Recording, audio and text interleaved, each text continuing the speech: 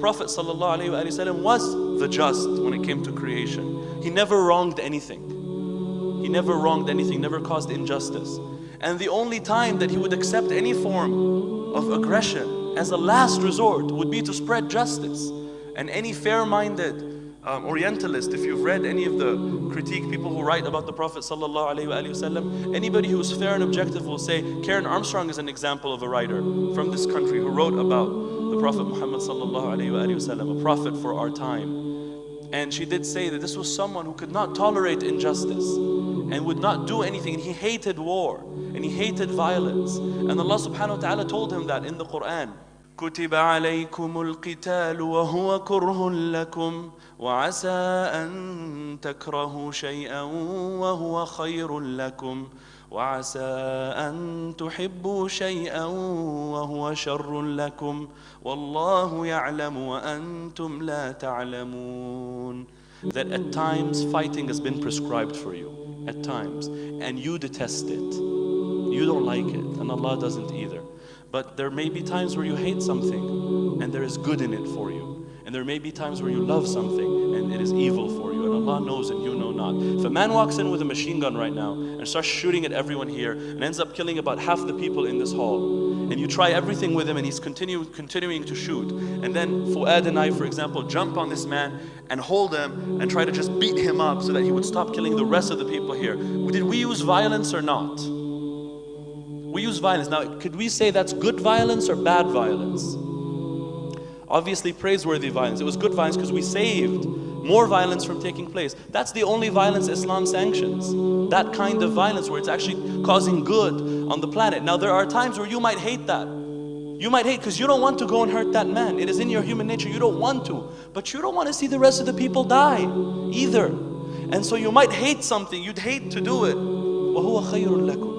But it is better for you because you wouldn't have been able to live with yourself knowing you could have done something to prevent the loss of innocent lives, and you just sat there with the false righteousness, this false righteousness, claiming that it was more righteous to not do anything. That's not right. You're lying to yourself. You were too weak to confront reality. That would have been Allah's hands removing that man at that moment, saving the rest of His creation. That is the only understanding of jihad that traditional scholars have ever spoken about. It is a lesser evil to get rid of that greater evil if that's the only way. If that's the only way.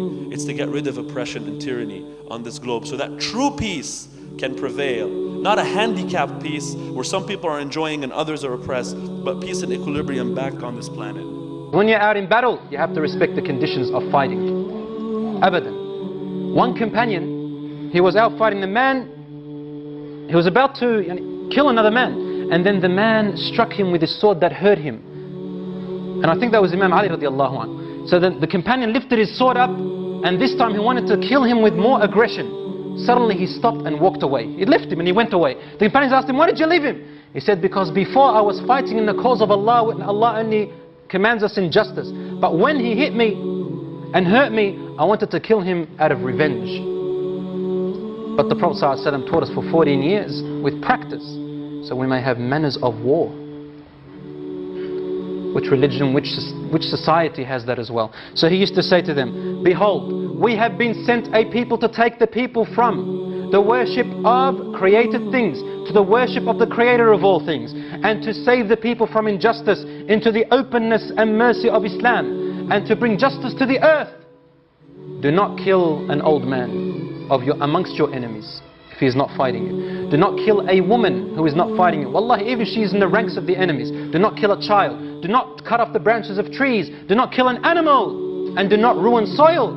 And do not be excessive in killing. Do not mutilate the bodies. And look after the affairs and the conditions of war.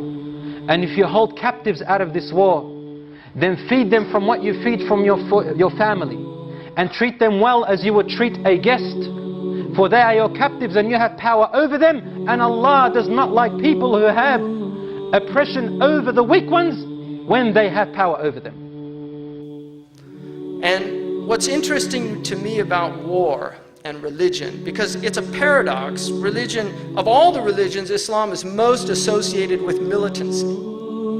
It's seen as a militant religion. And there's certainly a militant aspect about Islam. Muslims are people. Solzhenitsyn said when he was in the Gulag in Siberia, and he wrote this. It's a very beautiful passage in one of his books. He said, of all the people in the Gulag, the one people that refused to be subjugated by the Russian guards were the Chechens.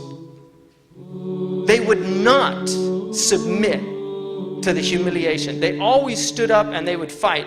And he said, and the unusual thing about this is that they actually gained the respect of the Russian guards. And the Russian guards had a type of fear of them. Chechens, the name for their capital, Grozny, is fierce. Tolstoy wrote a book about a Chechnyan mujahid called Haji Murad, about the nobility of the Chechnyan warrior. Chechens are a very free and independent people. And one of the things that Islam teaches is never to be a slave of anybody but God. Never bow down to anybody.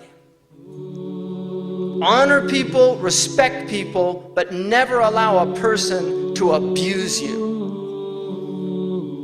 That's at the essence of the Islamic teaching, because you have been ennobled by God, according to the Quran. All of the children of Adam and Eve have been ennobled by God. We have a human dignity that is essential to our nature, our character.